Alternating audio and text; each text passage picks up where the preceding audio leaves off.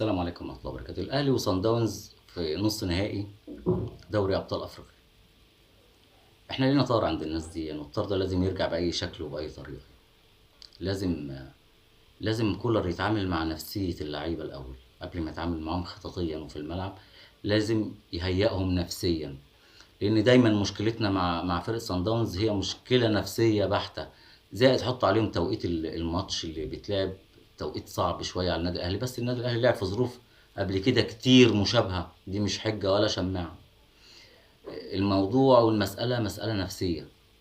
لازم كولر يعرف ازاي يتعامل نفسيا مع اللعيبة. لو اني اشك انه يعرف يتعامل نفسيا مع اللعيبة، لان انا شايف ان الراجل ده فائد هيبته مع اللعيبة. خلاص اللعيبة ما عادش عندها قناعة بيه.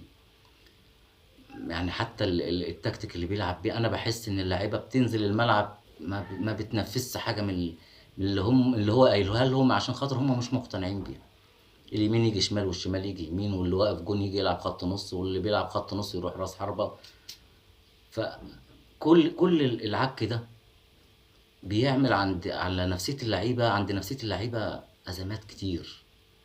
اللي هو بيلعب وهو مش هو دون وسام أبو علي، ولا ده حسين الشحات، ولا قفشة اللي قعدنا نغني بيه، فين هو؟ محدش عارف له. محدش عارف له هو فين.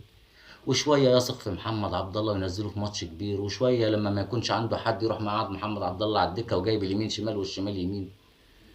ما تفهملوش. ما تفهملوش. بس الماتش الجاي مش مستحمل اي حتى ولو لمحه عن التأليفه دي. فكره كده عن التأليفه دي مش مسموح بيها، بالذات في الماتش ده. يعني انا ممكن ابلع لو النهائي واتغلبنا وحصل حاجه واتغلبت، مش خلاص ما هبلعها. انما الماتش ده لا، من رابع المستحيلات. الماتش ده لازم تعدي بيه بالطول بالعرض، صاحي ميت نايم قايم، لازم تعدي منه. وبس كده. السلام عليكم.